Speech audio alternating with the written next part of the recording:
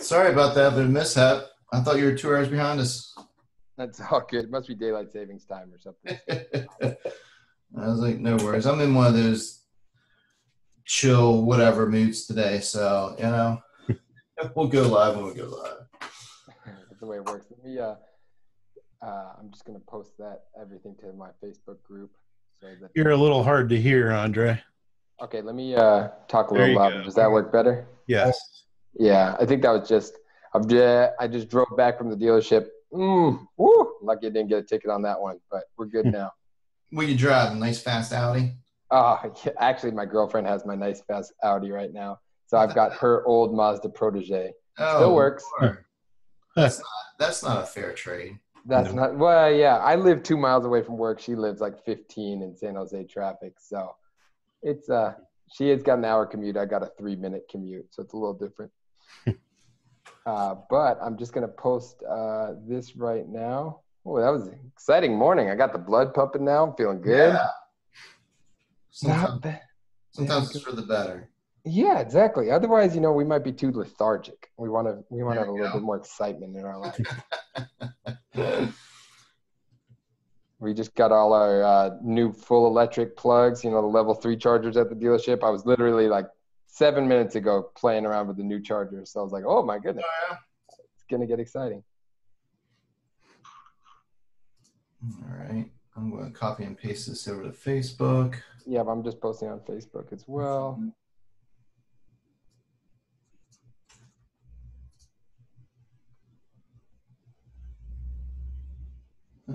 It's not even 10 after. We're good.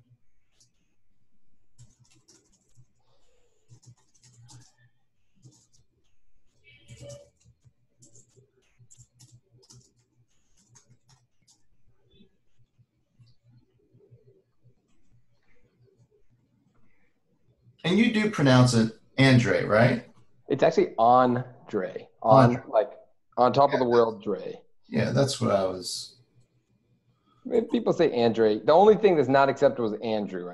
I can't do Andrew. Call me Andrew. We're not. What about Andrea? Andrea, that one's better than Andrew, actually.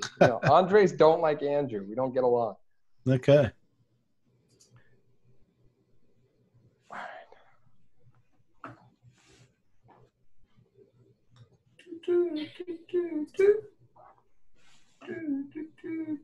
But yeah, those level 3 chargers are pretty wild, man. It's all the wiring that goes into them. We got the Audi electric car coming out later this month, so yeah, things are changing, man. The e-tron. The e-tron. It's pretty exciting stuff. What's the charge time on them? Actually, it's pretty awesome. If you're on a level 3 charger at like Electrify America or ChargePoint, it's going to be 80% in 30 minutes, which is awesome. I think Tesla's at 50 minutes and the Jag's at an hour. So we're pretty excited on that. Look at that. Well, what's the range on 80%? So, the full range, I'm not great at math, as you can tell from my 3-hour versus 2-hour time discussion earlier. But the full range, according to EPA, is 204. And according to CARB, which is California Air Resource Board, is 271. So it depends if you use regenerative braking and how many people you have in it. I'm guessing most people average like 240. That's not bad. No, not at all. I mean, the thing is that everybody in the Bay Area gets confused because they're like, oh, it's never going to work for me. I drive an hour and back to work. I'm like, yeah, you're driving 6 miles. It's taking you an hour. But, still 6 miles. Like, it doesn't take any more energy to drive slow than it does to drive fast. Yeah, so everybody's sitting in traffic.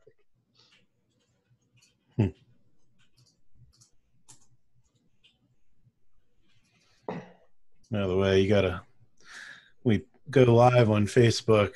There's a very short window. You got to nail it. Yeah, I already missed it once. There you go. I'm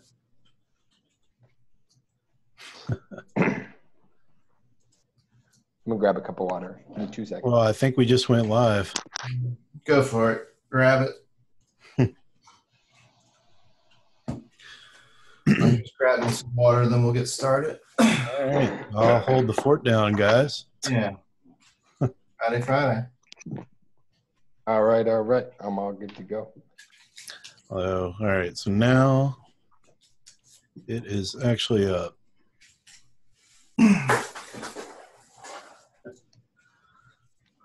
Well, Andrei, thanks for joining us today on this wonderful Refresh Friday.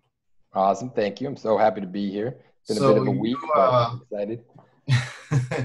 You've got a pretty interesting story, and I'm excited to discuss it with you today. So you're with Audi dealership. Where's that located at? Yeah, so it's Audi Stevens Creek in San Jose, California. So Okay. I've been there for, actually in July, it will be 7 years.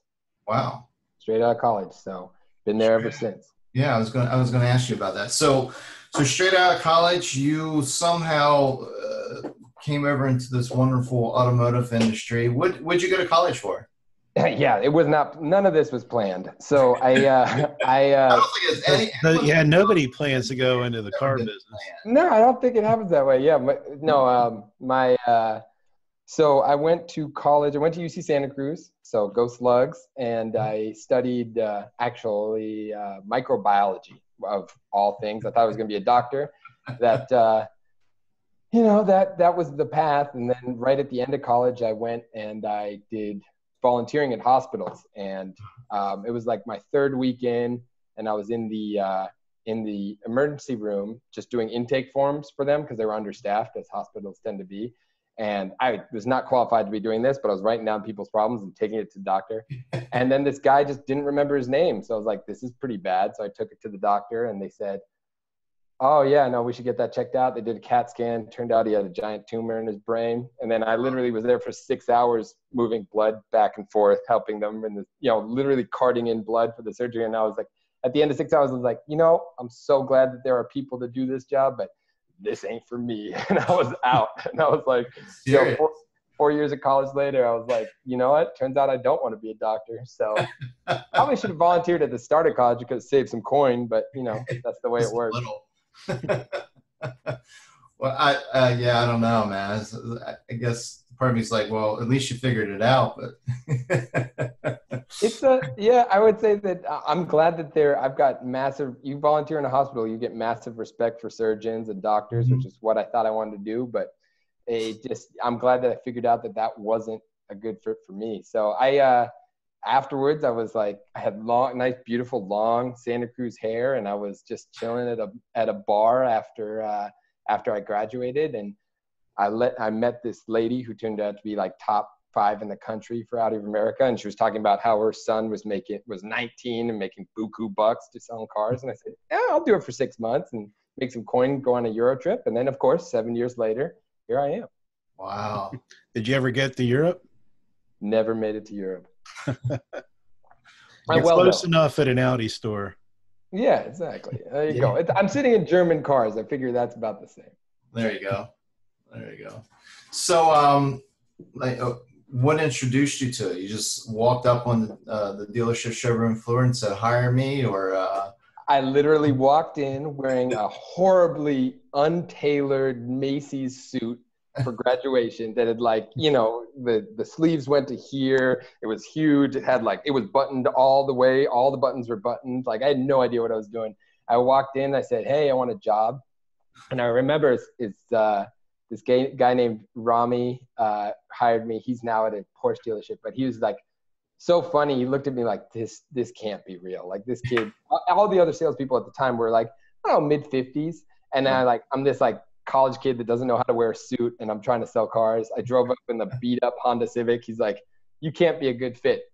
But luckily he entertained me because I'd driven from Santa Cruz. It was an hour drive at the time. Yeah. And he said, all right, I'll talk to you for 5 minutes. And we talked about hookah and soccer, which were his 2 favorite things in the world. So we found some common ground. And he's like, you know what? I think you can do this. And it was pretty low barrier of entry, obviously, but he was clever. I liked he thought out of the box, because he said, okay, here's how it's going to work. If I hire you and I train you, he's like, I'm great at what I do.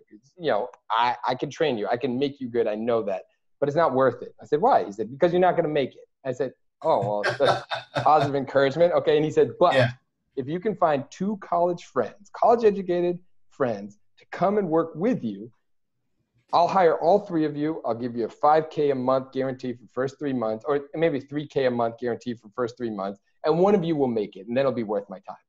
And actually 7 years later, we're all 3 of us still here, and he's gone. So Oh, wow. I replaced him. Let it go. No. Oh, I thought you were going a different route there.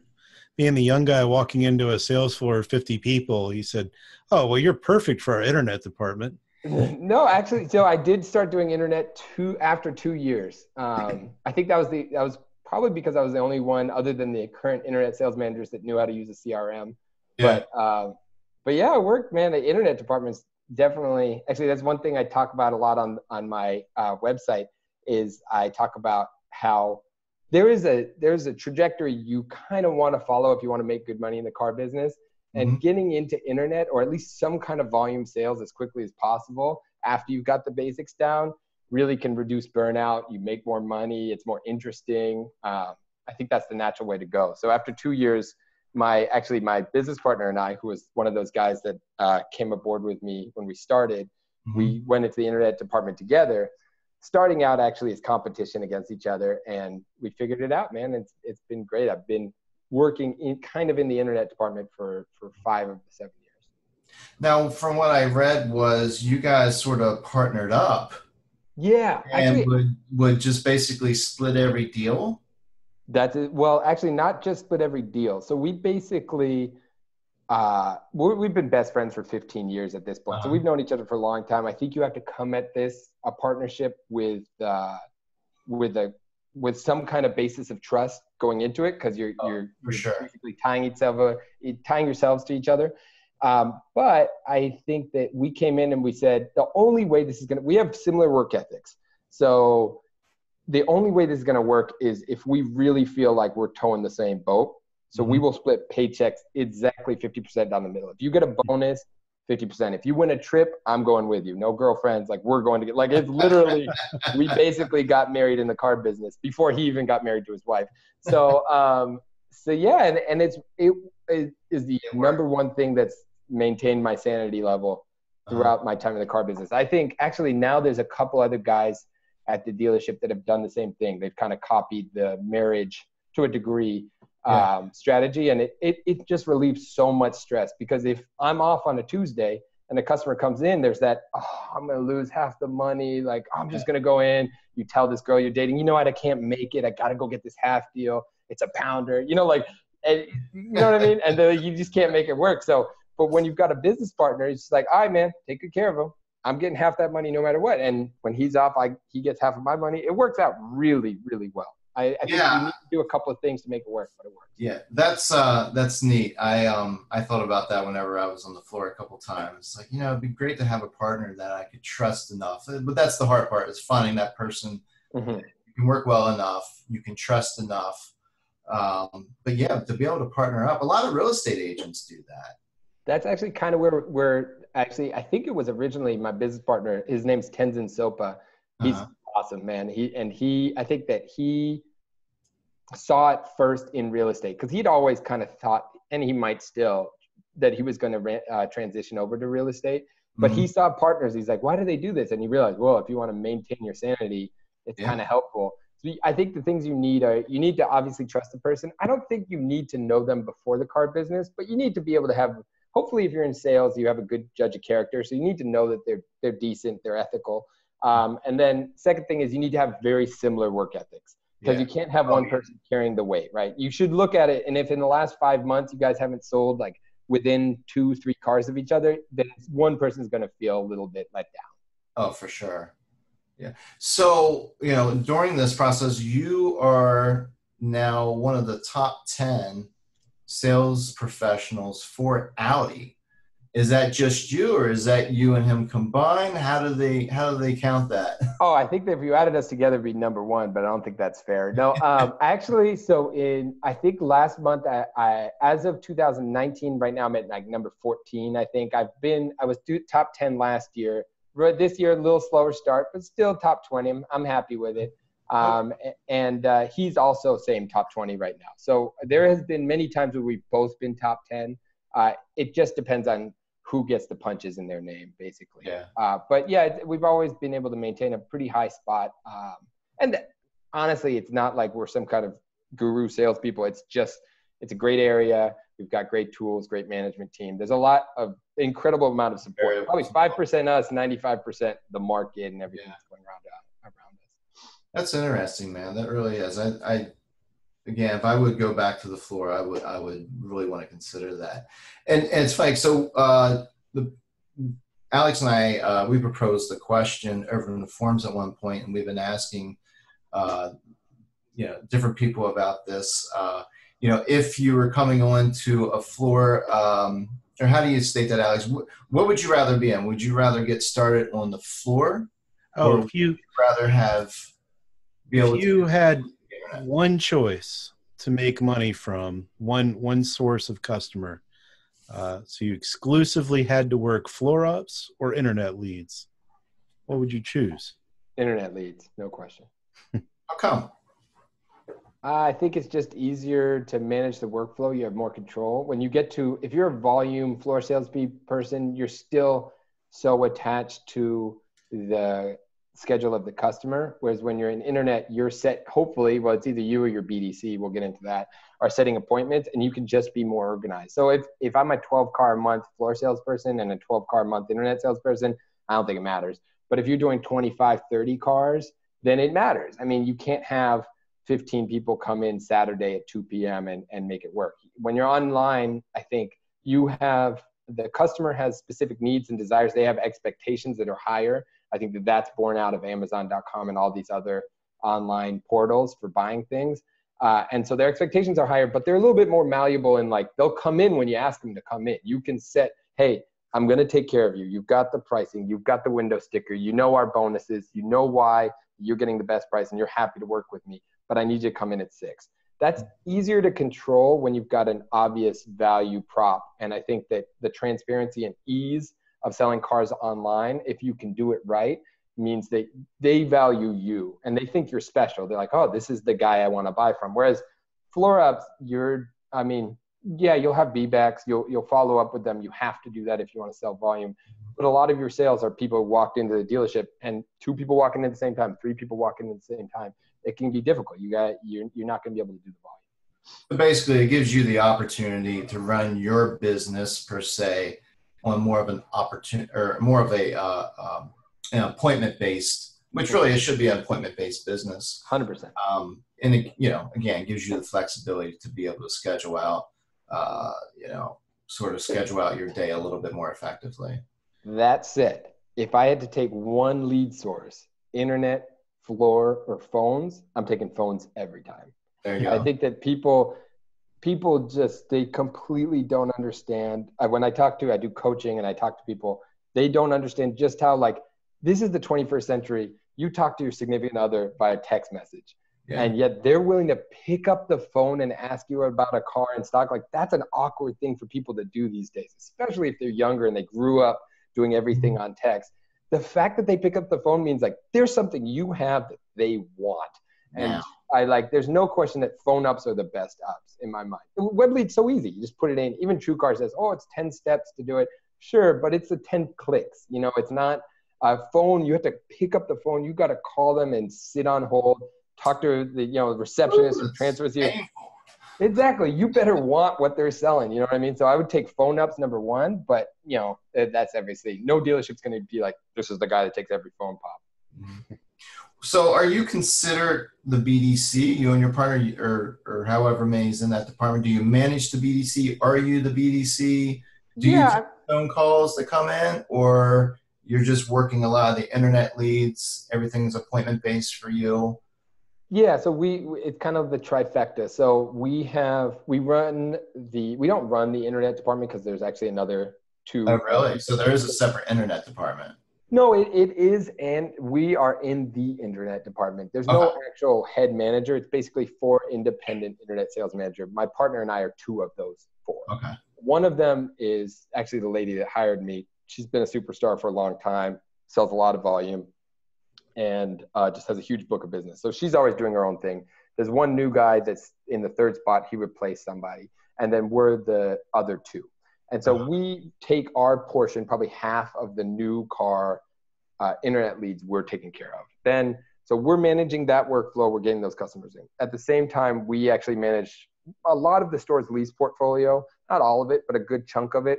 And then we manage the BDC. And so because of that setup, the BDC had to be pretty self-reliant. We had to set it up. Like, we weren't going to be able to sit there and listen to their phone calls every day and just be a traditional BDC manager. So we basically built one that, as long as you keep an eye on the reports and you know that the downstream numbers look good, you know they're taking care of business. They're okay. They're getting a little better every month. Okay, it's pretty. Hey, this is the guidance. Here are the tools, and they kind of take care of themselves. And that was mostly based on who we hired. We just hired very self-sufficient people. So in your, so you've got 2 books out there. I don't know. Have you published the last book, or you're about ready to get it published? Yeah, I just came out last month, so I've got 2 right now. The first one is Automotive BDC Manifesto, which was just kind of fun name, but it basically is a guide to the BDC, working in the BDC and making a lot of money doing it, and then managing and building a BDC. It's got both parts. The reason I wrote it was because I couldn't find, it was the classic, like, I couldn't find the book, right? So I went online, I read the material that was out there. I read a couple of books that touched on it, but Steve Stauning has a bunch of stuff about the BDC, and he's a great guy. He's been super helpful talking to him. There's a couple other people that I've talked to as well. But there wasn't what I would have wanted out there on the market. So I said, all right, I'll write it myself. And when I wrote it, everybody's like, dude, you're writing a book for the BDC? Like, nobody's going to read this book. And it turns out that's totally wrong. There's like a lot of BDC reps all across the country, and they want guidance. They want to know, they want tools, they want email templates, they want phone scripts, which you could get, but you couldn't get it all in one place. And hey, this is one $25, basically ebook, and this is going to give you start to finish from getting your first day at the BDC all the way to managing and building out your own BDC, 0 to hero. And that didn't really exist. So I went and I made it myself. And I just came out with the 2nd edition, actually, because anytime you have your freshman book come out and you write your 2nd book, you go back to the first one, you're like, ooh, okay, some stuff to fix. I need a new cover, and other things like that. So I went and just came out with the 2nd edition, which has I actually just sent it out to everybody that bought the 1st edition for free. And now that's the only one you can buy is the 2nd edition. And it's got an extra chapter, and it has been actually very warmly received. So I've been super happy about the kind of penalty. Well, a lot of BDC managers, per se, they didn't come from another BDC. It was sort of, a lot of times they're just sort of thrown or found into that position. 100%. So there really isn't any type of playbook out there for, in one spot where they can just, reference back to. So I think it's great that you took the initiative to put together all those resources in the one spot. Well, the nice thing was it's been so organic. That's really the word I would use to describe it. I basically I built the BDC and I said, you know what, man, I wish that somebody had put all these templates in one place, put a pay plan together that would work, like a vanilla pay plan, put rules and regulations. Like, if you just Google, BDC automotive rules, like, you're a manager, what are the rules? How are you going to divvy up the appointments? All that stuff. You couldn't really find anything that was decent. So I said, hey, I started writing blog posts, and I did a little bit of SEO. I looked at what people Googled, and it takes 10 seconds to figure out what people want to know. And I found actually links to your forums. I found links to other people's forums, but I didn't find a one-stop shop resource. So I said, all right, I'll write the post myself. And I went and I started writing the posts, and then that, I think, naturally got traction. People emailed me, hey, do you have a book? And then it just came together. I took all the information, I just cleaned it all up, added a bunch to it, and put together the book. So that's been great. So what are maybe the top 3, maybe top 5 keys, but what are your top keys for setting up an effective BDC? So setting up an effective BDC it kind of breaks into 2 parts. The first one is you need to understand internally how it's going to operate and the people you're going to put in it, and externally how it's going to operate within your business of the dealership. So internally, you need to have really money motivated reps. You cannot hire inbound call center people that aren't used to working a pay plan. I mean, that's the key thing in the car business that sets it aside from so many other businesses, I think, is really the way that we pay people. The commission structure of dealerships makes our retail salespeople so much better equipped to handle customers. So first thing is you need to have them want money. I mean, they've got to want to work their pay plan. So you need to find good reps. That's the number one thing. So you interview them, you see if they want to work the pay plan. Do they ask questions about how much money they make? Do they ask how they're going to make commission? Or are they just like, yeah, I can answer phones? You know what I mean? And so you find those good reps. Then you put together, you make sure you have great tools. I still coach people. I literally coach people that work at decent sized dealerships that don't have a CRM. That's the craziest thing in the world to me. Like, they're literally using Google Docs to keep track of customers off of web leads that get forwarded to the GM that they get forwarded. And then I'm like, this is bonkers. I didn't realize that still existed. That still 100% exists. You've got some dealerships that have a CRM and still use Google Sheets instead of it. Yeah, I mean, and I get if you've got a shitty CRM, but you better find one that works. I mean, it's just, you need cars, you need a CRM, you need people. Like, there's not much that you need to run a car dealership, but that's one of them. I think so. Great tools. You need to, as the manager, you need to understand how the CRM works. So first thing, money motivated reps. Second thing, an effective CRM. And third thing, you need to set up your BDC internally so there's an equal distribution of work, which means that starts with the people. You can't hire people that are too sharky, that they're trying to trick the system to make sure that they get ahead of everybody else maliciously. They've got to want to work as a team and like working with each other. I mean, that's basics of any sales floor. But you need to set it up so, like, I coach reps all the time and say, yeah, like Jennifer gets all the leads 9 a.m. to 12. I get all the leads 12 to 5. He gets all the leads 5 to 8. And it's like, that makes no sense because most of the leads come in the morning. Like, how is it? Do you look at how many leads they're getting? And no, it's not fair because Jennifer gets all the leads. I'm like, yeah, exactly. So obviously internally you have to set up a fair structure. And I talk about that a lot in the book towards the end about setting up a fair distribution of work and opportunity. They need to work well together. I think one thing that your reps need to, and I'm still talking internally in the BDC, when I hire reps or when I was building out, I've got 3 reps and they're awesome. All 3 of them are superstars. When I hired the first one, I said, okay, from now on, you are integral to hiring the second one. So when I'd let them see the resumes, when the second one came in an interview, she was sitting in the room with us. And she vetoed some people. No, I don't want to work with her. And I'm glad I found that out before we hired them. The reps that were already there are allowed to have some kind of say in the other people that are going to be sitting next to them in cubicles. I mean, I think that's critical. You can't just hire, but, you need to make sure you're going to have a good team. So I made sure that everybody likes each other. I mean, it's people at the dealership after we started the BDC would say, who are those people that walk around laughing all the time and they're so happy? I'm like, oh, those are the BDC reps. Like, oh, they love each other. Like, they're really they're friends. And it's awesome that we've been able to build that. And it means that they cover for each other a lot. So that's internally, I think, the basics. Of course, I dive into more detail in the book, but that's enough to get you started. Externally, and this is something Steve Stauning talks about a lot. I love that guy. He's really insightful. Shout out to Steve. Yeah, shout out to Steve. He talks about you need to have a sustainable, it needs to be a sustainable part of the business. I think I've talked to a lot of, well, not a lot, but I've talked to a decent number of GMs and general sales managers who are like, I want to set up BDC. Okay, how are you going to do it? Well, I'm going to, how are you going to basically put it on your profit and loss statement? Oh, I'm just going to put it under sales other. Okay, but when the penny pinchers come, they're going to say, why do you need this much help to sell cars? And there's a fair point to say that, if you have a really effective BDC, you are taking work that the salespeople traditionally would have to do, but honestly probably wouldn't do.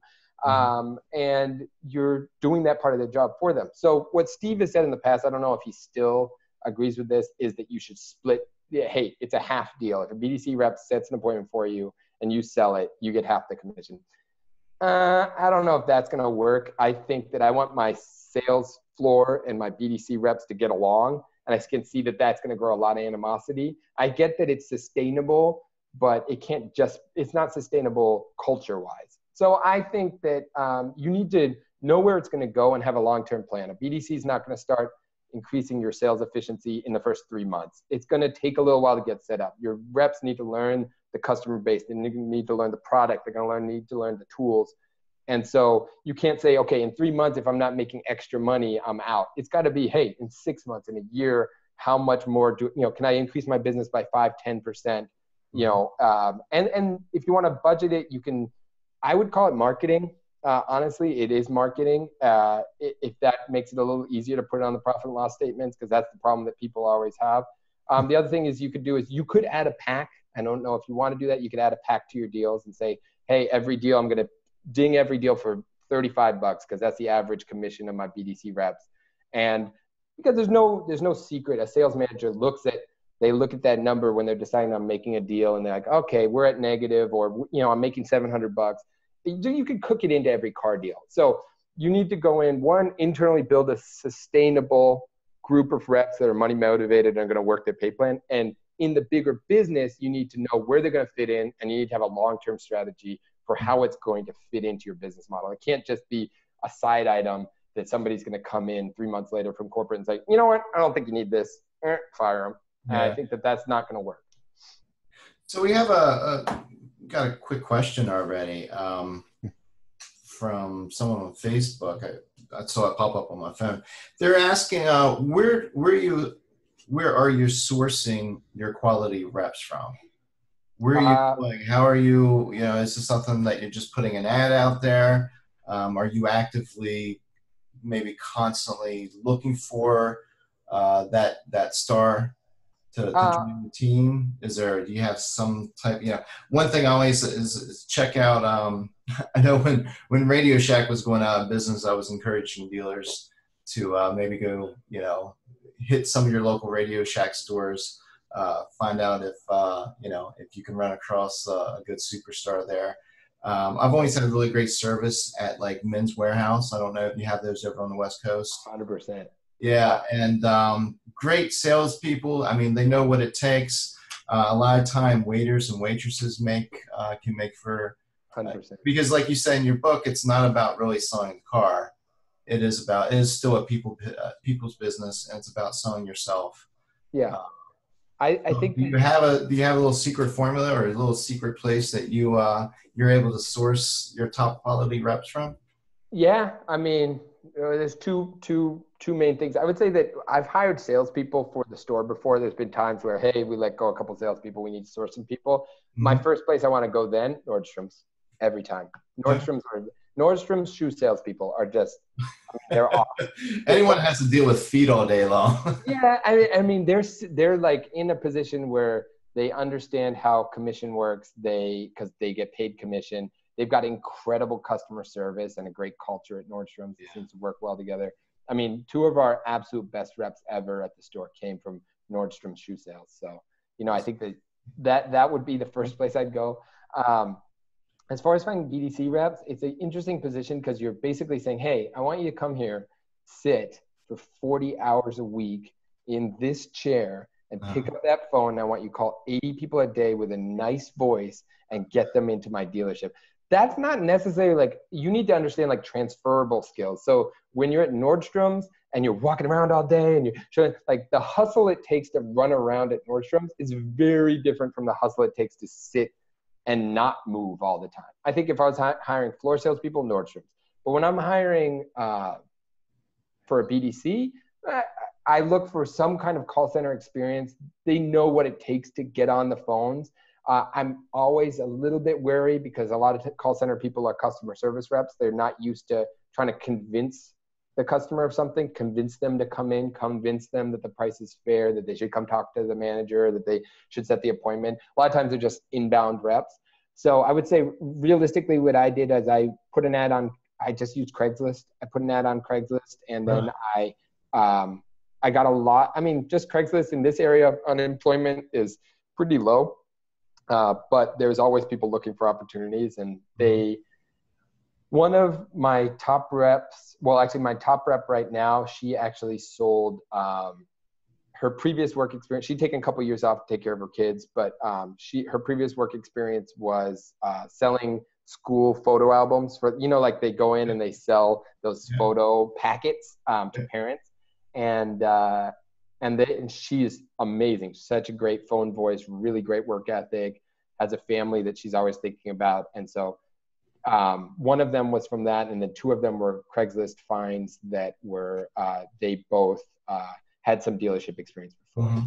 There's a lot of people, the nice thing about BDC is, this sounds kind of a little questionable, but a lot of dealerships will build up a BDC, train them, and then cut them immediately because they just don't know what they're doing. They had a short plan. They didn't know how to put it into their business model. And then now they're reps looking for work, and they're perfectly trained reps. They know what to do. They just didn't have a sustainable pay plan. They didn't have a good management. So they're out there. I think that they're out there.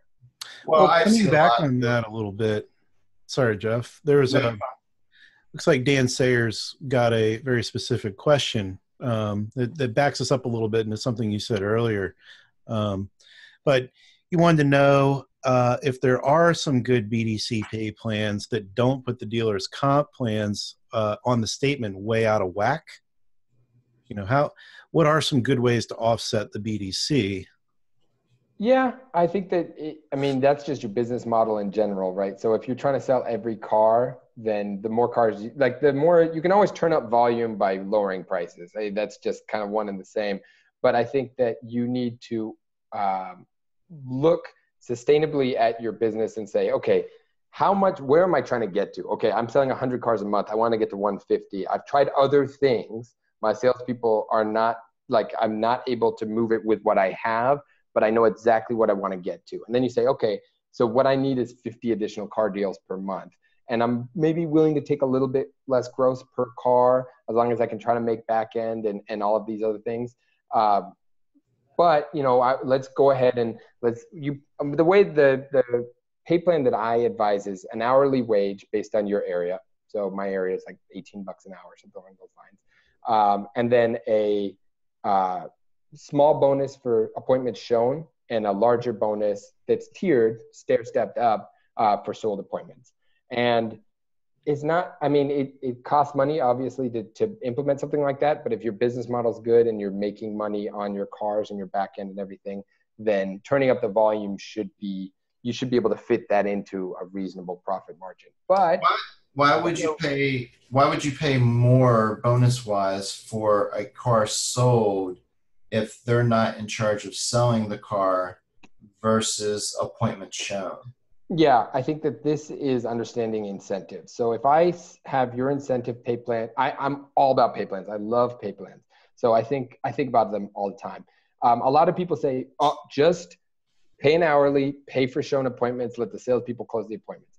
I think that you have a problem there because now if I've hired smart BDC reps, they're going to work their pay plan. They're going to set every appointment, regardless of how hot they are, with an equal weight. They're just going to say, oh, you want to come in? Done. When can you come in? Soonest appointment. Whereas if that's a smart BDC rep. I'm working my pay plan. I'm setting every appointment. That's what you wanted me to do. No. I don't care about shown appointments as much as I care about sold cars. So if I'm talking to a customer and say, oh, this customer seems really hot, I'm going to prioritize them. I'm going to set them in for the best appointment slot. I'm going to do the extra work, like communicate with the sales. I encourage my BDC reps to communicate with your salespeople. Say, hey, Billy, I set an appointment for you. He's interested in stock number 3552. Now, that being said, there's another stock number 31222 that would also work if the first one is not on the lot right now or if it's incoming or it's already sold. Mm-hmm. That's not going to happen. That kind of above and beyond is not going to happen unless they really care about that sold appointment. If they just care about the customer showing up, like, hey, Billy, they're coming at 2. Why would they care? Yeah. No, that's interesting. I don't disagree with that.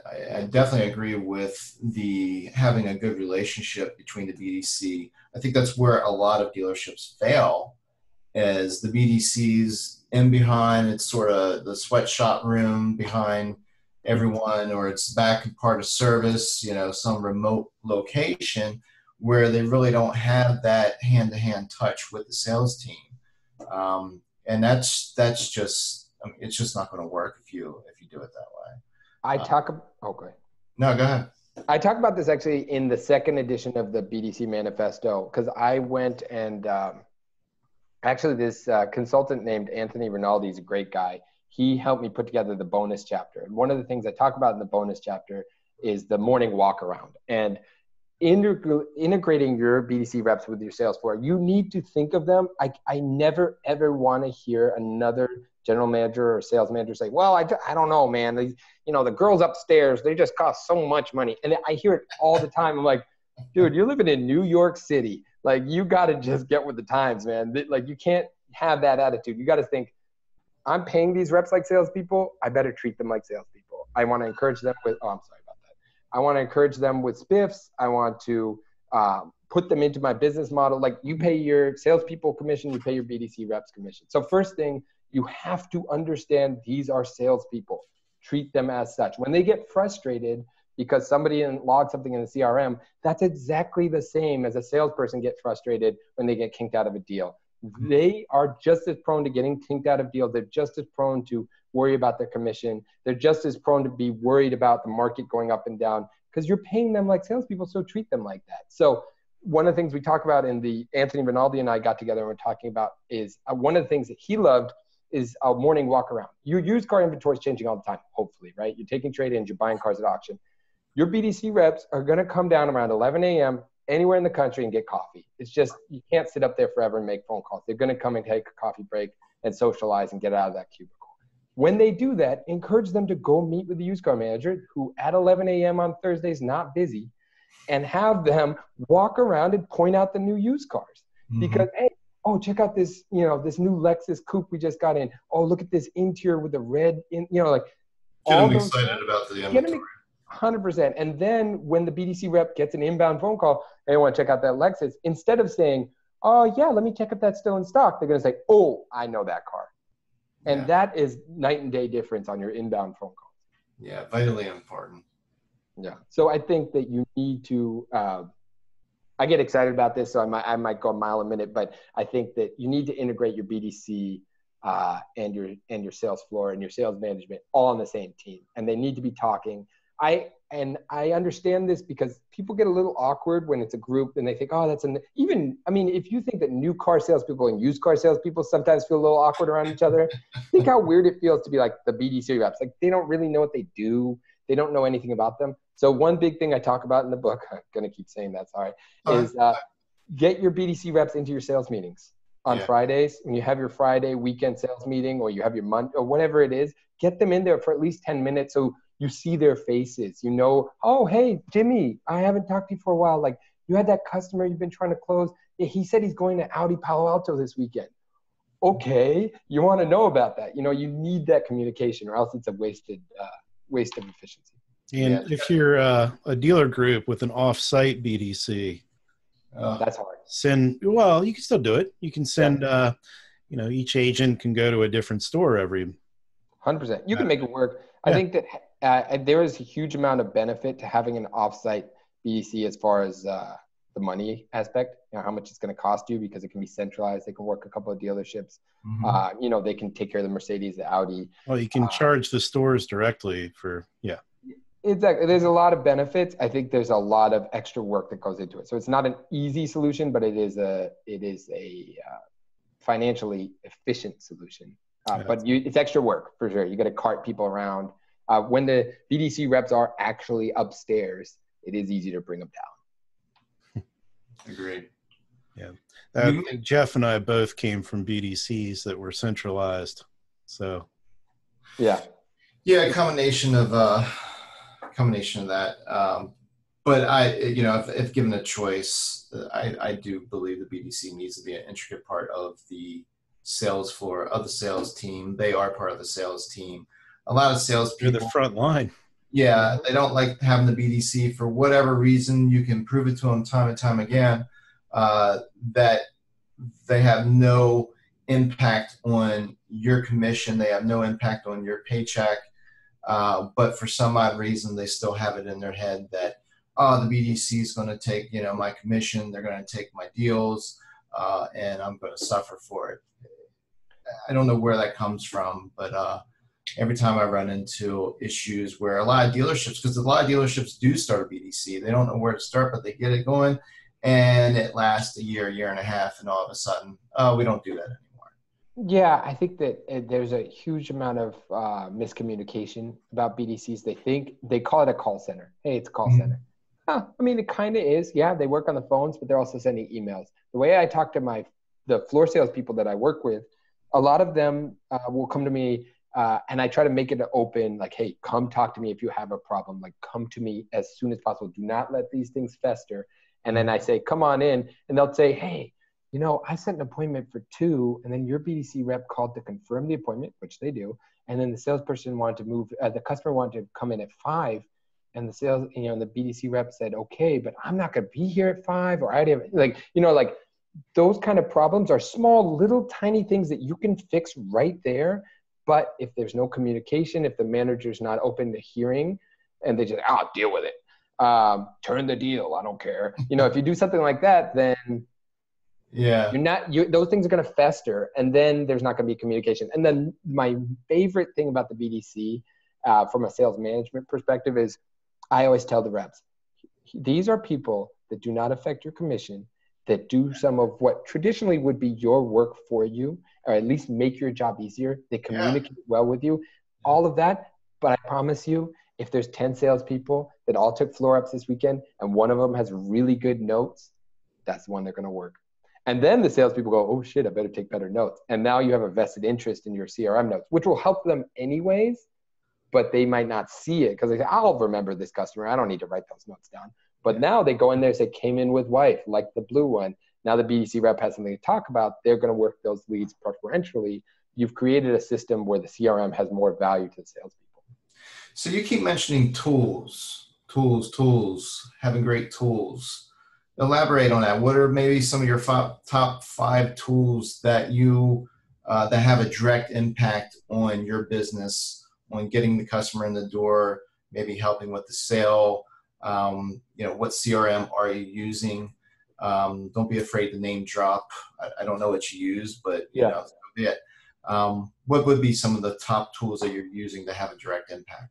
Yeah, I mean, I say tools. I'm not necessarily meaning branded products too much. A lot of times it's tools that you build yourself and processes you build yourself. DealerSocket is what I use. I wasn't a fan of DealerSocket for a long time. I really didn't like the transition they made to Blackbird for a while, but then they fixed all of their slowdowns that they were experiencing, and now it's awesome. I think that they did a good job. It took them a while, but they figured it out. And so I use DealerSocket. Inside DealerSocket, they have add-ons like Revenue Radar, which is an amazing tool for instance, I just had a BDC rep who I coach, who's actually over in New York, like upstate New York or something.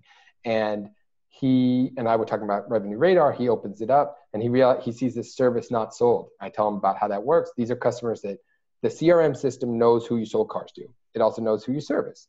And so if a customer comes in services and didn't buy a car from you before, but has a 4-year-old car that's about out of warranty, the CRM system can ping you and say, hey, this person might be somebody worth calling. And when you're looking for opportunity, I don't know whether or not you want to call every single person, cold call them, but you can send them a blanket email and say, hey, you know, if you're within this, and CRM makes it pretty easy, if you're within, you know, this many miles and it's this year, you know that the warranty is going to be up and you know the car's worth about this much. And you say, hey, you know, your car's almost out of warranty, send them a blanket email. That's pretty easy to do. And that's just using a tool that it was always there. I mean, a lot of people I coach, I talk to them and they say, oh yeah, Revenue Radar, I've seen that. Oh, you use it? Nah. And it's like your dealership's paying extra for that tool. You know what I mean? Well, like that's an add-on. Yeah, I think we can all agree, I know you can, Alex, that dealerships use probably about 20 to 30% of their CRM. Is it that high? Yeah, I might be embellishing quite a bit.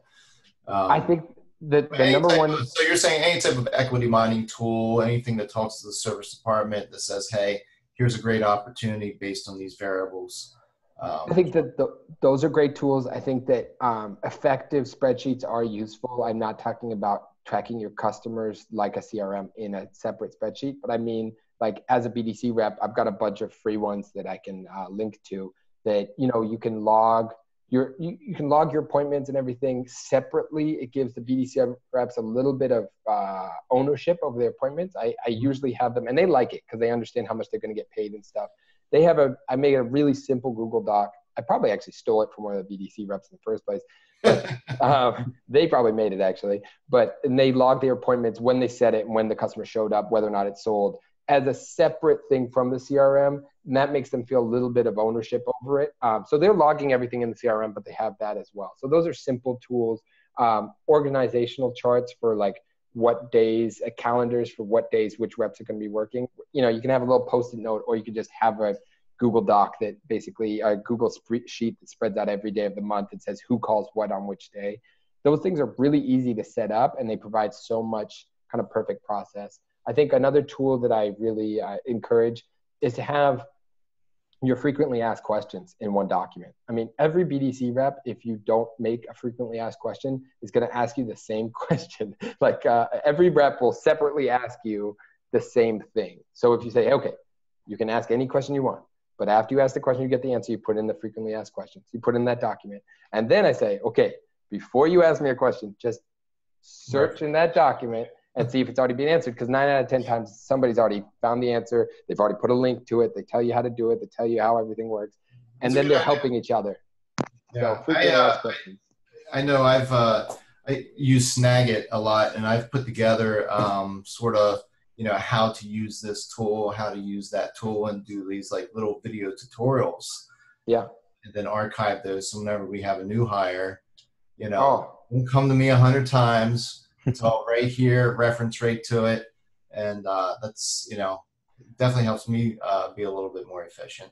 What about like follow-up tools? Are you using any follow-up tools that that are pretty effective? Email follow-up, maybe. Really, I guess that's what I'm asking. Any type of email follow-up. You probably use the CRM for that, but if there's anything outside of that, are you guys using any type of video tools to do video walkarounds?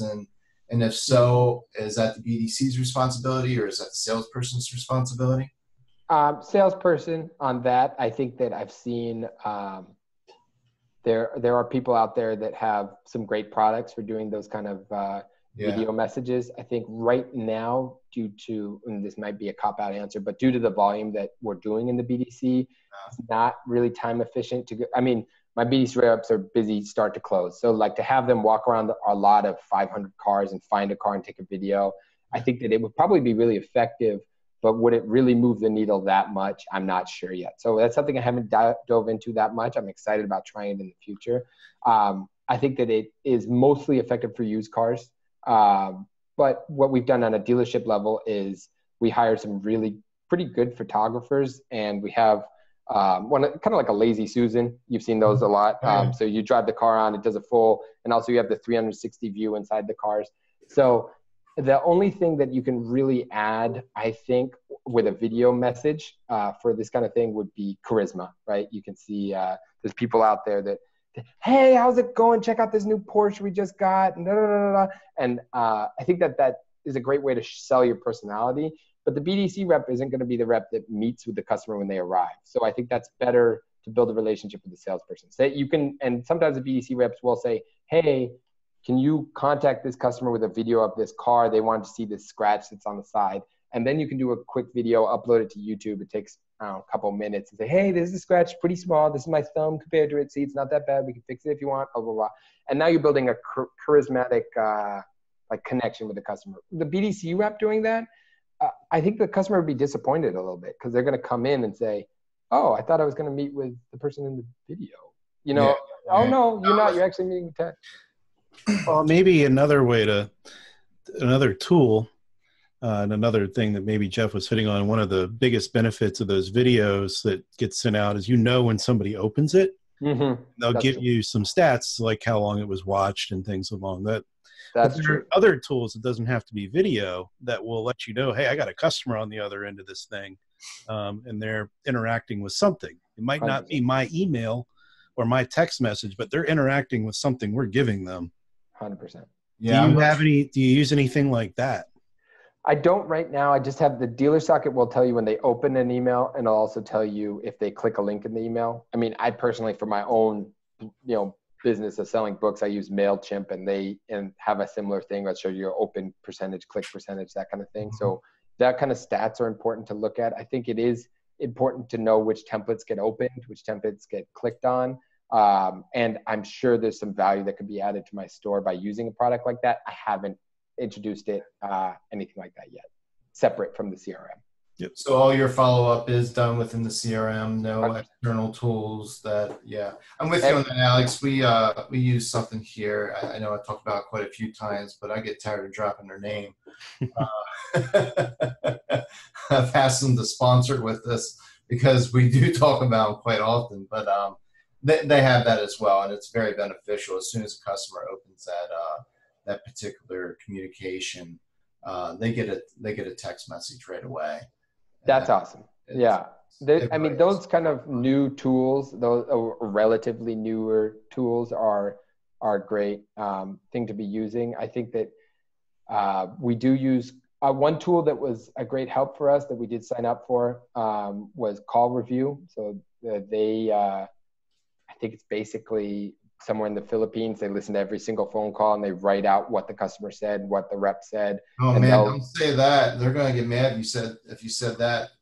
I think that's becoming automated, by the way. Yeah, I've been to the Call Review offices. They're only an hour from where I live. Oh, really? Yeah, and all their calls are listened to right there on the facility. I stand corrected. Like, oh, they're like, don't. I hate this guy, Andre. Well, there's a good Filipino community in Baltimore. Somebody call Andre and set this dude straight. But no, their call center is actually on the facility. We'll hear from Tom Harsha later. Oh no, great! Now started it now. Okay, well, I was under the impression, but I guess I did not know. So I think that whenever it's kind of an interesting point. I listen to Joe Rogan all the time, and he talks about how jobs are getting automated away. That's one job I'm scared about. Like, I think that the voice to text stuff is pretty amazing now. So it is. But there are some services out there that do a lot of automated voice transcribe, and then if there's different keywords or hot words that, appointment or something like that, it will automatically ping a sales manager, salesperson, etc. I actually had a guy who came in, being in Silicon Valley, he came in and he's like, I just quit my job at some consulting company, and he wanted to test out the software with us. And it was pretty cool stuff when he was designing a software. I think he gave up on the idea, but technology wasn't quite there where the phone call would be listened to, and then it would look for keywords. And as the keywords popped up, the external system, the software would say, oh, this stock number fits what they're looking for. And it would kind of pop up cars and stuff like that. I think if it's not already out there, I'm sure Call Review is working on that kind of stuff. And there's these forward-looking companies that are out there trying these things. So the BDC rep job is going to become more efficient. And this is one big thing I see in the business as a whole. I think that as the market moves towards a more efficient marketplace, there's going to be less people with jobs, but the people that do those jobs are going to be highly compensated, and they're going to have to be very efficient. So I think about if I set up my own dealership, I would have a hard time saying I'm going to hire, if I'm selling a bunch of cars, I'm going to hire 15 sales reps that are all commissioned. I'd probably do 5 superstar reps and have each one of them have, a product specialist or 2 that helps them, that are hourly, college students, that kind of thing, that can learn the product and have a very friendly attitude, that it's easier to manage. And then I'd have a centralized BDC that would go ahead and do a lot of the follow-up. That would be my dream scenario. Then you're paying more commission to less people, but those people are better at what they do. Because I think that's one thing I noticed at every car dealership, always, I got these 3 reps, they're superstars. I got these 6 reps, they're decent. And then these 4 just hang around. Well, why is this business like that? That seems so weird that you keep those people, and they're like, well, we need bodies. I'm like, how it's not expensive to have. Bodies cost money. Yeah, those bodies are costing you a lot of money. I mean, we have one of the things that we rolled out at our store that's been super effective is product specialists from local colleges. We say, hey, we give you some sales experience. They make, a little bit over minimum wage, and they come in, they work 10 hours, 15 hours a week, but it gives them something to put on their resume. They learn a lot about talking to customers. And a bunch of them, I didn't actually intend this to be the case, but it turned out that way. I hired a bunch of college students that are at San Jose State, for instance. They're getting an accounting degree, but now they're test driving with people at Apple. And then guess what? They did what we told them to do. They were nice and personable, and they ended up with a job at Apple doing accounting right after. And that has happened at my store. So it's kind of, hey, they come for a couple of years and then they head out and you can have that system to be a lot more efficient with your dealerships. I would also say that's probably a great resource for you guys as well for hiring. 100%. Yeah. I think that it hasn't happened yet. It's only, well, that's not true. It happened one time. We had one rep. He was 19. And this is one thing I love about the car business more than anything. It's weird. I'm super into BDCs and personal finance, like the most boring things that most people don't want to talk about. But I can't believe that there is a business that nobody told me about that I could be. I mean, I hired a 19-year-old kid, nice guy, come and be an assistant, product specialist. He did it for 6 months. He wore a suit every single day. And the boss was like, dude, that kid's got to sell cars. He came to me and said, hey, we'll give you a guarantee for 3 months. After that, you make your own money. He killed it. And he's like, I think he just turned 20 or 21. He made like $80,000 last year. Like, what 20-year-old is making $80,000 selling cars? I mean, that's bonkers money for a 20-year-old. I mean, that's amazing. Now, that's somewhat to do, obviously, with being in the Bay Area. You have to pay people a lot to have good employees. But he didn't go to college. Like, there's so many people right now that are in college. I talk to them all the time because some of them work for me. And they're like, yeah, I'm getting my degree. Oh, what are you getting a degree in? Oh, communications. Okay, cool. Or psychology. Okay, cool. What are you going to do after? Don't know. All right. How much are your student loans? Oh, like 150 grand. It's like, that's bonkers. You don't even know what you want to do. You have a first person perspective on that personally, right? Yeah. College gave me sort of your story, right? Yeah, college gave me a lot of experience. Did I need it to make money? No. Did I think I needed it to make money? Yes. And because the number one chart they show you, I'm meandering a bit, but this is something I'm very passionate about, is the car business. I'd say the number one thing they tell you when you're a senior in high school is they come up and they have a big poster and they say, this is how much money you will make if you go to college. This is how much money you'll make if you don't go to college. Like, it's plastered on every wall. And I'm not saying it's a sham, but boy, there is a lot of misinformation. Like, nobody there says. Now, that said, you go straight to the car business and you're a sociable person and you're effective. Oh, look, there you are. And you didn't have all that debt. Well, I was going to say, what about the debt slide there?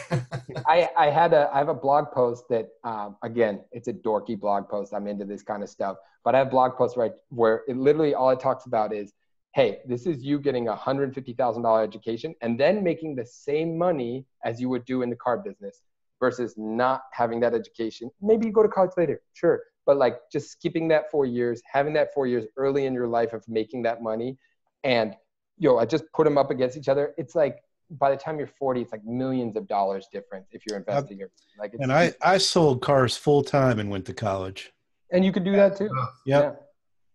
Yeah. Yeah, not everybody. I think that's hard. Not discouraging anyone from going to college, of course.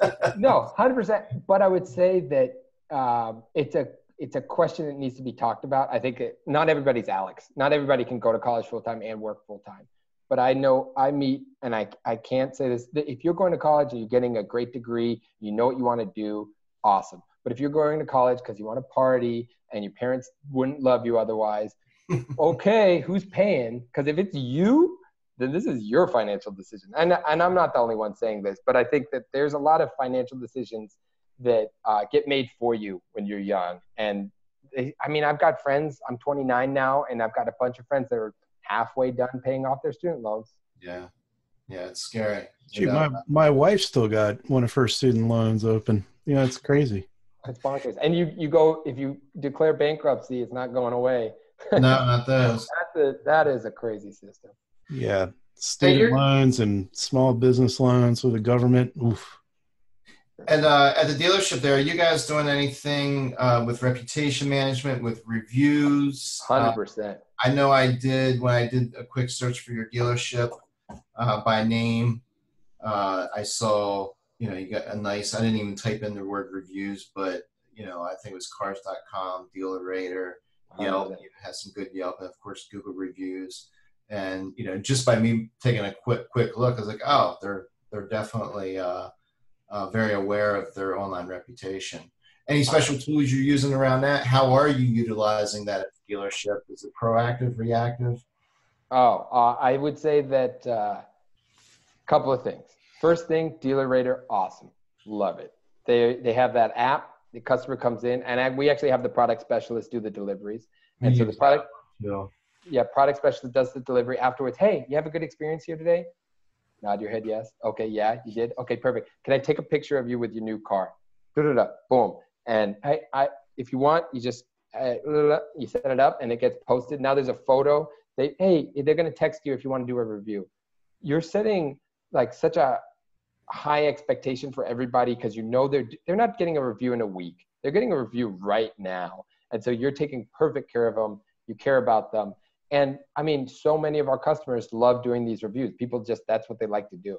Now, reputation management, that's proactive, right? You ask for a Yelp review. You ask for dealer raters is great. Reactive, this is where stuff gets a little funny. I see firsthand so much, it's like the bottom 5% of your customers that you really didn't want to sell them a car anyways because they were so grindy and you finally just said yes to it. And guess what? Now you got a 2-star review on Yelp and then you reach out to them, hey, how can we fix this? Please contact the general manager. Well, blah, blah, blah, blah, blah. Okay, can we please give you $500 in the service department? Like people are just paying. Like that's what's happening. This is just ransom. I mean, it happens all the time. I talk to GMs all the time. They say, how do you deal with this? I tell them, well, first, don't sell my car in the first place. Well, but I know that why pay them? Like I think there's more gold in a bad review over 20 good reviews, especially if you've got a lot of good reviews. I think Jeff will echo this too. Because if you've got nothing but 5-star reviews, it looks 100%. bought and paid for. Yeah, I would agree. That being said, it just seems to nobody wants. It's a pride thing. I think a lot of dealerships. I'm not talking necessarily. I actually don't know how our dealership handles this. The GM handles it, and I don't really get to see what happens. But I've talked to GMs. I've talked to general sales managers and say, yeah, I mean, I give them some free shit, and they go away. They delete their review after I give them some free stuff. I'm like, okay, you're kind of encouraging them a little bit, right? It's like if this was your kid, you wouldn't treat them like this. So on one level, I think that and the market has turned a little bit on this. I think people will not just read the Yelp review, but they'll read the response. And so I think what happens is a lot of people hire a reputation management company and then they'll just respond to every bad review. It's almost automated little template and they'll say, hey, I'm so sorry you had a bad experience. We hope to ensure a perfect experience every time at our dealership. Please contact the general manager. And then the GM just gets an email and then he has to deal with it. It's his problem now. Rather than, I think if you get a bad review and it's somebody, key thing, that person does a lot of reviews. Like if it's somebody that's only ever done one Yelp review, that's disappearing anyway, so you don't have to worry about it. But if they give you one review and it's a fair point, respond and say sorry. You don't have to give them anything. You can just say, hey, I'm sorry that happened. And then people will read that review and like, oh, these are real people. They made a mistake. I get it. And I think that's more valuable than just delete it. Because like what Alex said, it does look fake when you see somebody that's just 5 stars, the whole thing. Yeah. Well, we've had Matt Murray on here quite a few times. He's with Wide Whale, and he provides a service for dealerships that he'll actually, his crew will respond to not only negative reviews, but also responds to a number of positive reviews. Awesome. And within those reviews, they'll reinforce maybe something positive about the dealership that the customer mentions, maybe some type of extended warranty or anything that's positive. They'll go in and sort of recapitalize on that opportunity. So yeah, no doubt about it. It's powerful. It has a huge impact. It's something that I focus and have been focusing on for years. Are those reviews? Yeah. The thing I hate the most is when dealerships, and not so much dealerships, but there are some services out there that sort of provide a catch net. So we'll ask the customer 1 or 2 questions first, and if it's negative, they put them in their own little review bucket, so it doesn't go out to any of the online review services. And if it's positive, then I'll say, okay, we're going to land them over here on DealerRater. We'll land them on Google. And I hate that. I hate that a lot. And I know at Wide Whale, they're a big proponent of not allowing that. Is that something that you guys use? I don't think so yet, but I'll bring it up to my GM. I figured that this Refresh Friday was as much a learning experience. I mean, 99% a learning experience for me because you guys know so many tools and so many great resources. So I'll bring it up to my boss. I'm not sure what we use right now. We're part of Penske Group. So I know that Penske has partnerships with a lot of different companies. I know we have a reputation manager. I don't know if that is the company that they work for. So being part of a large group, are you sort of allowed to do your own thing, or is there tools across the whole group that you are maybe forced to use? A lot of times, of course, your CRM, which I can understand that. But any type of tools, I mean, are you allowed to sort of do your own thing, or do you have to, I guess, form around some of the tools that's being presented upon from the group? Yeah, I think that Penske has been an amazing company to work for so far. I think that if you're going into the car business, going for big big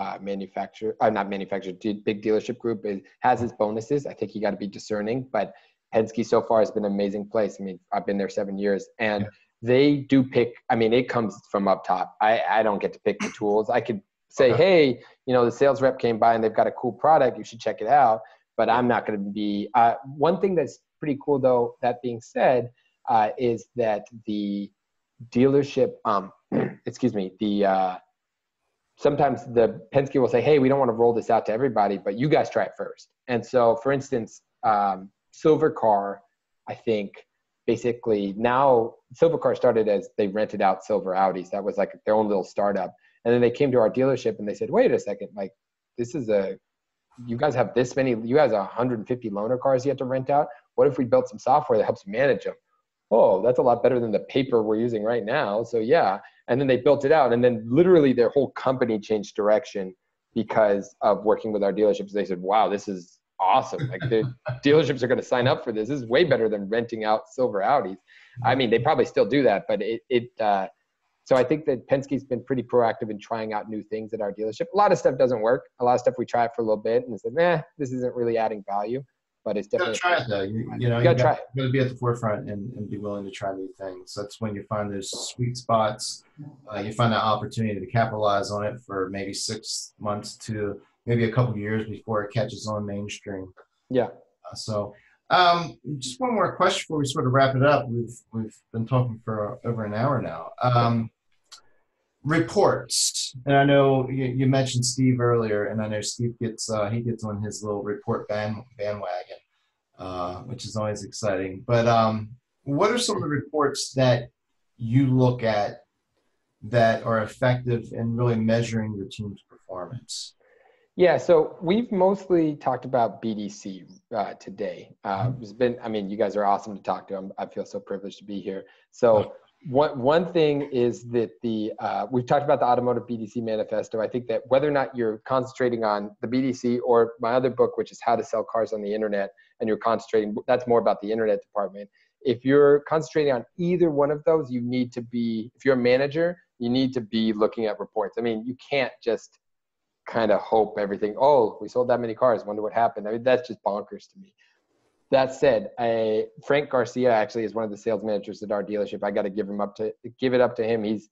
When I started working there, he was used car salesperson, then used car manager, then now he's sales manager for the store, one of the sales managers. And this guy knows all the reports. He can, like, if you're doing something wrong, he knows before you say a word, because he knows. He looks at, and I do too. I try to look at a couple of reports. One thing is there's reports in every CRM, or should be, that show you the ratio of how many leads you got compared to how many of those were contacted, how many appointments were set for those contacted, and how many sold. Now, this is the ultimate tool for understanding if your BDC reps are good or kinking the system, right? Because if it's like a bunch of sold cars and very few contacts, if they got 50% appointments sold off of your leads, or something's wrong there. I don't know what, but you should probably investigate. So reports are all about making your life easier. So first thing is looking at the ratios, and there's tons of stuff written online about that. Average response time is huge. I used to just look at average web lead response time. I'm a big fan of 10 minutes or less. Some people say 30 minutes or less. I think 10 minutes is good. But what Frank Garcia looks at as well is he looks at average response time on emails. I never did that before, but it's true. You have a lot more success, obviously, if you respond to emails quite quickly. And he's always keeping an eye on that. So that's a good thing. Take that a step further. Do you have a way of looking at the email response rate? So emails being sent out are actually getting responded to. 100%. And I see that because I'm so in the CRM every day, I see that I wouldn't say I don't need the report, but I know which ones are getting responses because I see the subject lines. I say, and I kind of can weed it out from there. But from a big picture, if I'm the GM or the general sales manager, then yeah, probably there are reports in DealerSocket and other CRMs, so you can go and see which emails got responded to, which ones got opened. This is where it gets a little funny though, because the more code you put into your emails to track that stuff, the images you embed and stuff like that, that help you track those, the more likely I believe, and I haven't seen concrete data, but more likely I think that you get put into spam folders if you're kind of overdoing it. On that particular stat, that doesn't require any code at all. That's just an email reply. Oh, just reply. I meant opens are, because essentially opens and clicks you can track. And it's about, I don't understand this greatly, yeah, but I know there's something about that. You're absolutely right. The open rate on emails in a report is very unreliable. Yeah. There's so many things that don't send that tracking back to whatever it is. Yeah. That's why I personally like to look at how many emails are being responded to. So, and I like to look at it by rep. So if I've got a rep who's under 8% response rate, I'll go in and start reading his or her emails. And what I usually find is really bad emails. Yeah. They're either a novel or misspelled, terrible grammar, can't make sense of them. Well, a lot of times you're just not answering the question.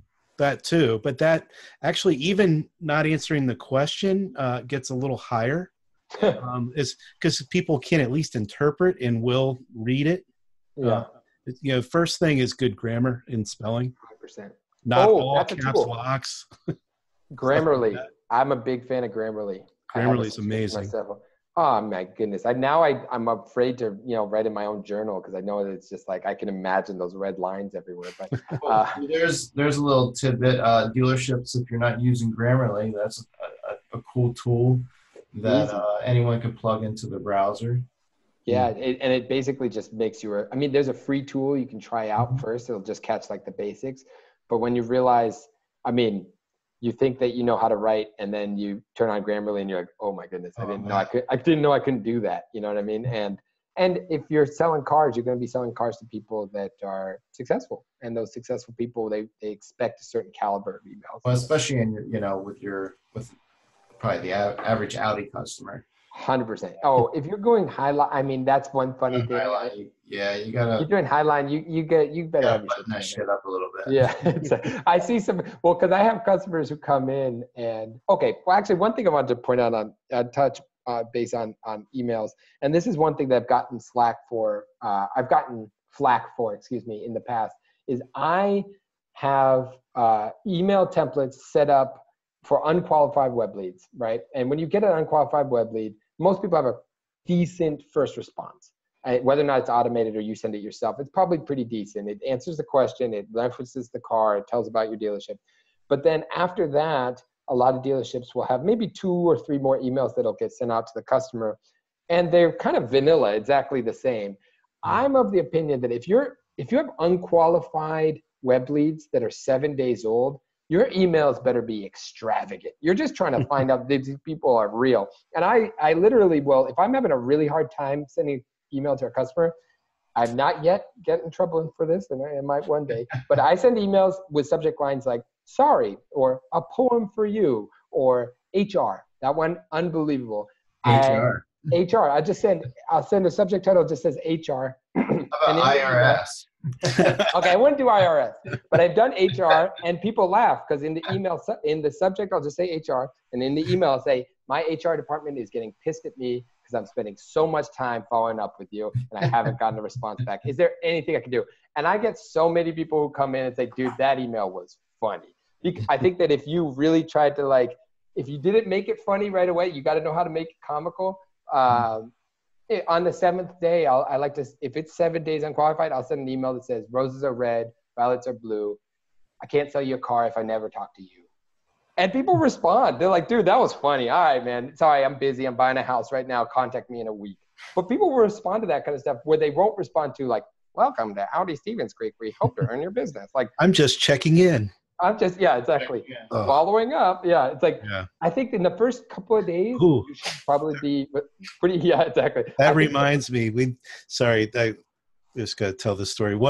Going back to that email response rate, one of the ones that was really low was one of our sales agent was sending out a subject line, and it was "FU." Bro, He thought it meant follow up. Oh no, I didn't put two or two together. That's crazy. Actually, one email that's been working really well for me, and I am amazed. When I first put together these emails, I thought I'm going to get in trouble. There's going to be customers that get mad at this. Still haven't yet, but I've got one that just subject line is consequences. ... And the customers and the email says, "I hope that my avid follow up hasn't made it so that you don't want to talk to me. I hope I'm not following up too much, basically. And I hope that this isn't the consequence of me following up too much." That is my number one most responded to email. They always go because they feel kind of bad. It's a human email. It sounds like a human. It doesn't sound like a computer wrote it. It says, "Hey, I hope you're still interested, and I hope I haven't wasted your time, and I'm not bothering you." And I write it so it sounds like a real person, and it does. And they say, "Hey, man, it's all good. Like, I'm actually busy right now, but yeah, contact me next week. I'm sorry I haven't followed up with you." And I get that all the time. Interesting. There's a thread over in the Dealer Refresh forums I'm going to send over to you. I think Dan Sayers started it, and he's asking some of the questions that we just answered around different goals, percentages around leads and such, appointments set, appointment show. I think you'd be able to add to that conversation with some great information. So, definitely. Well, look, I tell you, Andre, this has been fantastic. Awesome. You know, it's always been one of my goals is to get more dealerships on our Refresh Friday to have these type of conversations. I think there's a lot of dealerships out there that want to know what are some of the other successful BDCs, how are they operating, you know, what tools are they using, you know, how are they measuring their success, all that good stuff. A lot of those conversations, you know, happen over in the Refresh forums. So today's been a pleasure, man. It's been great having you. So happy to be here. So you've got 2 books out there, sort of edition 2 of your first book, and then you've got another book that you're publishing or getting ready to publish. Where can our viewers go if they want to purchase those books? Yeah, carsalestory.com. That's what it's called. And that's your blog, right?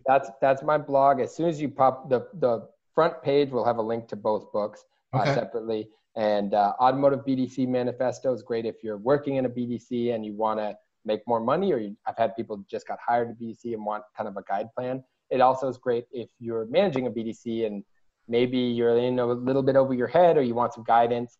It's chock full of templates, phone scripts, everything you need to get people set up. Also, example pay plans, rules and regulations that you can set up so that you don't have a civil war on your hands, and all that stuff. And then the second book is How to Sell Cars on the Internet.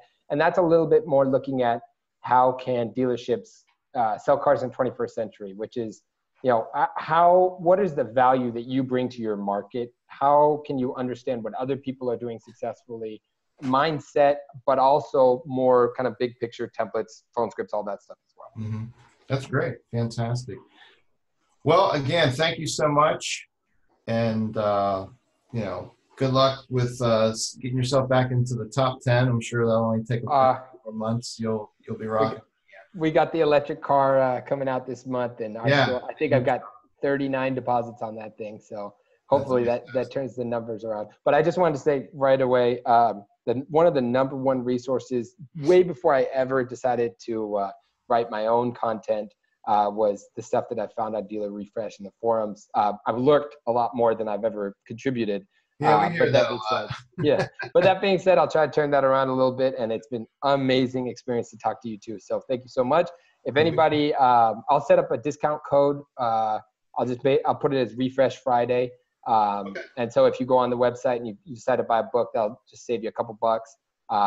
And yeah, so if anybody does decide to pick up the book, they can just put in Refresh Friday. I'll set that up right now. And they'll get a little discount off of the books. And just want to say one more time, thank you so much for this opportunity. It's been awesome. You got it. Fantastic. Well, thank you so much again. And we'll be back here next Friday. We're not quite sure who we're going to have next Friday. We had We got to get that slot filled, right, Alex? I'm running off of Andre's list over here, so I don't have mine. So, but you in the beginning you mentioned you guys have a photo booth.